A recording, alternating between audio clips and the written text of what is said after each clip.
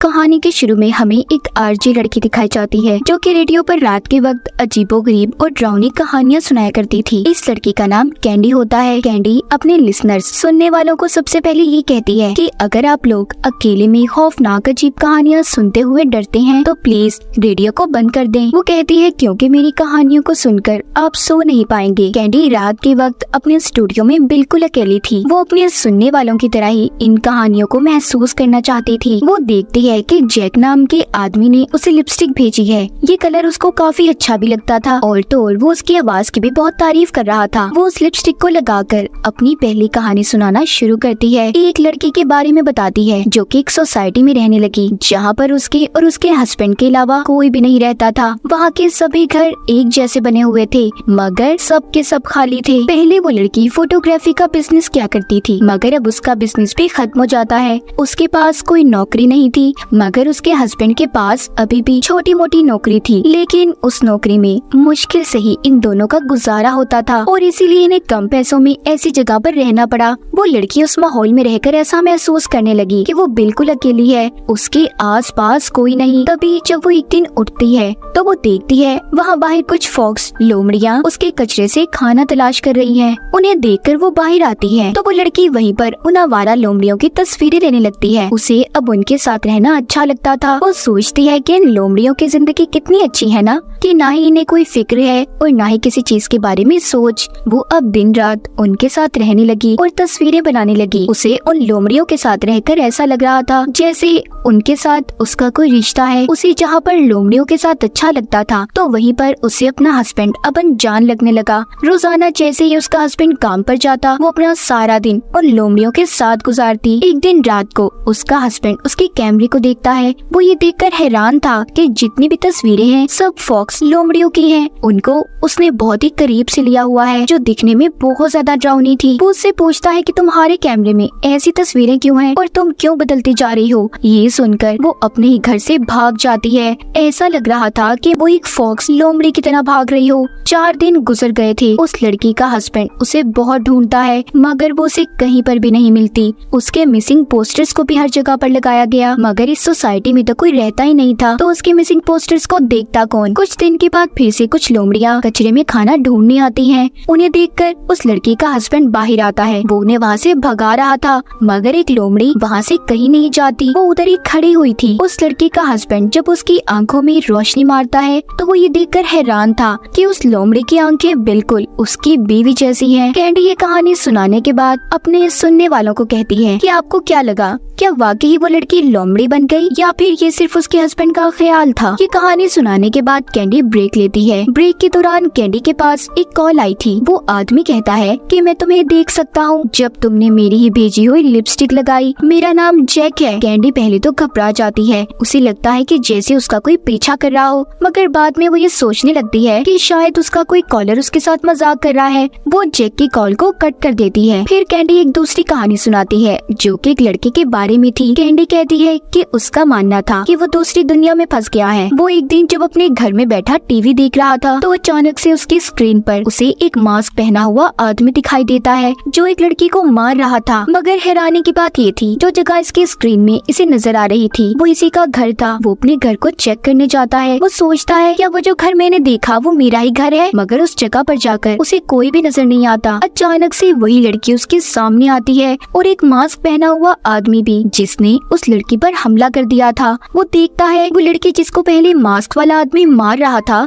वो वहाँ से भाग जाती है। फिर वो आदमी उस लड़के पर हमला करता है मगर वो भी उससे बचकर कमरे में आ जाता है और जल्दी से पुलिस को फोन करने लगा था। कुछ देर के बाद वो स्क्रीन पर फिर से देखता है उस आदमी ने उसके वर्जन यानी कि उस जैसे लड़के को ही मार दिया था। वो लड़का स्क्रीन पर देखकर ये हैरान होता है कि मैं तो यहाँ पर बैठा हूँ तो फिर भला मुझे कोई कैसे मार सकता है। क्या वो कुछ देर के लिए दूसरी दुनिया में पहुँच गया था। उसे कुछ समझ नहीं आती। अब उसे ये पहेली सारी जिंदगी सुलझानी थी कि आखिर कुछ ही पलों में उसके साथ हुआ क्या था। तभी ये कहानी सुनकर कैंडी को कॉल आती है। एक आदमी कहता है कि क्या पता वो पैरेलल दुनिया में पहुँच गया हो जो बिल्कुल उसी दुनिया जैसी थी।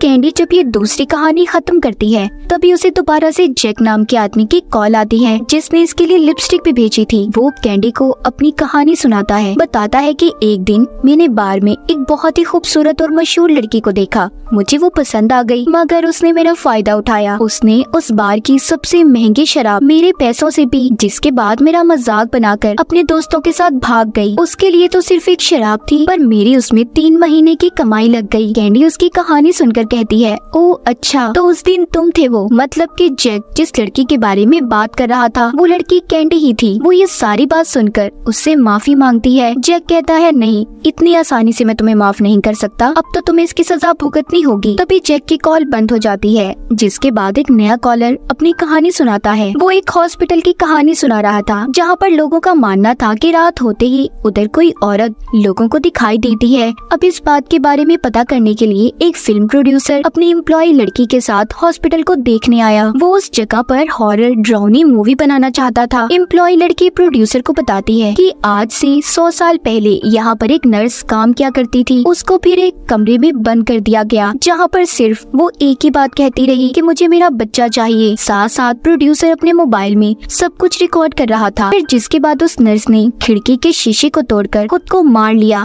ये दोनों बातें करते आगे बढ़ रहे थे। वो दोनों इस बात को नोटिस करते हैं कि जैसे उनके पीछे किसी के चलने की आहट हो, जैसे उनका कोई पीछा कर रहा है। खैर वो इस बात पर ज्यादा ध्यान नहीं देते। एम्प्लॉय लड़की प्रोड्यूसर को डिलीवरी रूम में लेकर जाती है जहाँ पर वो उसे बताती है कि कहा जाता है यहाँ पर नर्स के बच्चे को पैदा होते ही मार दिया गया क्योंकि डॉक्टर्स का ये कहना था कि वो बच्चा कोई शैतानी बच्चा था। तब एम्प्लॉय लड़की को फर्श पर गिरी हुई उसी डॉक्टर की तस्वीर मिलती है, जिसे देखकर वो कहती है कि ये तस्वीर में जो डॉक्टर है वो तो मेरे दादाजी हैं। वो प्रोड्यूसर से कहती है, ये कहानी सच भी हो सकती है क्योंकि मेरे दादा ने कभी भी ऐसे कोई गलत काम नहीं किया। शायद उन्हें वाकई लगता हो कि वो कोई शैतान का बच्चा था। एम्प्लॉय लड़की ये सारी कहानी प्रोड्यूसर को सुना रही थी कि तभी उधर उन्हें किसी बच्चे के रोने की आवाज सुनाई देती है। बंद कमरे में कोई बच्चा कैसे रो सकता था। दोनों जब देखने भागते हैं तो सारे दरवाजे बंद हो चुके थे। तभी एक औरत पीछे से प्रोड्यूसर पर हमला कर देती है। एम्प्लॉय लड़की ये सब देखकर डर गई थी कि आखिर यहाँ पर कौन होगा जो ऐसा कर रहा है।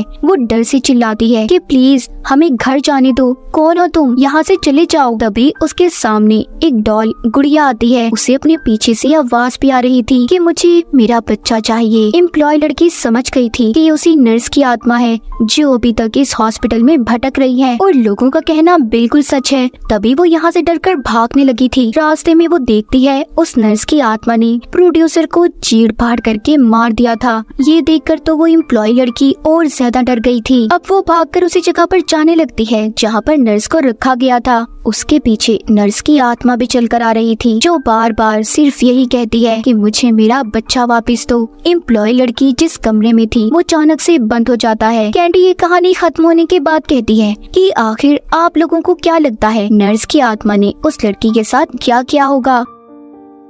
तभी कैंडी के पास जैक की कॉल दोबारा आती है। वो कहता है कि तुम्हारा वक्त अब पूरा हो गया है, सजा के लिए तैयार हो जाओ। कैंडी ये बात सुनकर बहुत ज्यादा डर गई थी। वो फौरन से पुलिस को कॉल करती है मगर जैक अब उसके स्टूडियो के अंदर था, जिसके एक हाथ में शराब की बोतल और दूसरे हाथ में कुल्हाड़ी थी। कैंडी डरकर बाथरूम में जाकर खुद को बंद कर लेती है। जैक भी उसके पीछे पीछे था। वो कहता है कैंडी तुम मुझसे नहीं बच सकती, आज तो बदले की रात है। वो बाथरूम के बाहर खड़ा होकर कहता है कि तुम सब लोगों को कहानियाँ सुनाती हो ना, चलो आज मैं तुम्हें कहानी सुनाता हूँ। जैक कैंडी को 2 बहनों की कहानी सुनाता है। वो बताता है कि वो दोनों डॉक्टर्स थी और किसी दूसरे शहर में अपनी मॉम से मिलने जा रही थी। उन्हें काफी रात हो जाती है तो इसलिए रुककर रास्ते से एक बहन कुछ सामान लेने लगती है, मगर जब वो जाकर देखती है तो वो दुकान बंद थी। तभी उस शॉप के पास एक गाड़ी आकर रुकती है। दूसरी बहन दूर खड़ी ये सब देख रही थी। उस गाड़ी में से एक आदमी बाहर आता है जो बहुत परेशान लग रहा था। वो उसकी बहन को गाड़ी में बिठाता है और यहाँ से कहीं ले जाने लगा था। दूसरी बहन की नजर जब गाड़ी की पिछली सीट पर जाती है जो दूर खड़ी है सब कुछ देख रही थी, तो वो देखती है एक औरत खून में लथपथ है और मदद के लिए पुकार रही है। ये देखकर वो बहुत ज्यादा डर जाती है और फौरन से पुलिस को कॉल करती है क्योंकि उसे लग रहा था कि वो आदमी उसकी बहन को अगवा कर ले जा रहा है और जो औरत उसकी पिछली सीट पर है वो उसे मारना चाहता है। वो गाड़ी में उस आदमी का पीछा करती है। उसका सारा ध्यान फोन पर था, इसीलिए उसकी गाड़ी उस अनजान आदमी आदमी से टकरा जाती है, जिससे उस आदमी की गाड़ी एक दरख्त पर जाकर लगी थी। उस दरख्त की टहनियाँ उसकी गाड़ी के आगे के शीशे को तोड़ देती हैं, जिस वजह से सभी उस गाड़ी में मर गए थे। जब वो उस गाड़ी का दरवाजा खोलकर देखती है तो उसकी बहन के हाथ में छोटा सा बच्चा था जो कि रोए जा रहा था। यहाँ पर उसे समझ आती है कि उसने कितनी बड़ी गलती कर दी। वो आदमी कोई किडनैपर नहीं था, बल्कि वो तो अपनी प्रेग्नेंट वाइफ को हॉस्पिटल लेकर जा रहा था। उसने उसकी बहन से मदद मांगी क्योंकि वो डॉक्टर थी और उसकी बहन भी अपनी मर्जी से उनके साथ गई थी। फिर जिसके बाद वो आदमी तेजी से हॉस्पिटल की तरफ जाने लगा, मगर वो लड़की समझी कि वो आदमी उसकी बहन और उस औरत को अगवा करके कहीं पर ले जा रहा है। उसने गलती से उनका एक्सीडेंट कर दिया, जिसमें वो सारी फैमिली और साथ ही उसकी बहन भी मर गई। बचा था तो सिर्फ उनका बच्चा जैक, जो कि ये कहानी कैंडी को बाथरूम के बाहर खड़ा सुना रहा था। वो कहता है कि ये सारी कहानी सच है, जैसे उस लड़की ने बिना कुछ सोचे समझे उस आदमी के बारे में गलत सोच बना ली। इसी तरह तुमने मेरे साथ किया। वो कहता है उस रात तुमने अपने दोस्तों के साथ मिलकर मेरा बहुत मजाक बनाया। मेरी उसमें 3 महीने की कमाई लग गई। अब वो उसे बाहर आने की वार्निंग देता है। कहता है कि अब तुम खुद ही दरवाजा खोलकर बाहर आओगी या मैं अंदर आ जाऊं। वो कुल्हाड़ी से दरवाजे को तोड़ने लगा था। कैंडी जैक की बातों से बहुत ज्यादा डर गई थी, इसीलिए डरकर वो दरवाजा खोल देती है। जैक बाथरूम के अंदर चला गया था। कुछ देर के बाद कैंडी बाथरूम से अकेली बाहर आती है और आकर अपने स्टूडियो में बैठ गई थी। उसका चेहरा खून से भरा हुआ था। वो ऑन एयर आकर अपने लिसनर से कहती है कि आज आपको सबसे अजीब और खतरनाक कहानी सुनाने वाली हूँ। हम बाथरूम में देख पाते हैं जहाँ पर जैक की लाश पड़ी थी। कैंडी ने उसी की कुल्हाड़ी से उसके टुकड़े टुकड़े कर दिए थे। आखिर में कैंडी को दिखाया जाता है, जो कहती है कि ये नाइटमेयर रेडियो है, जहाँ पर अजीब और खतरनाक कहानियाँ कभी खत्म नहीं होंगी। और इसी के साथ हमारी इस फिल्म की कहानी भी यहीं पर खत्म हो जाती है।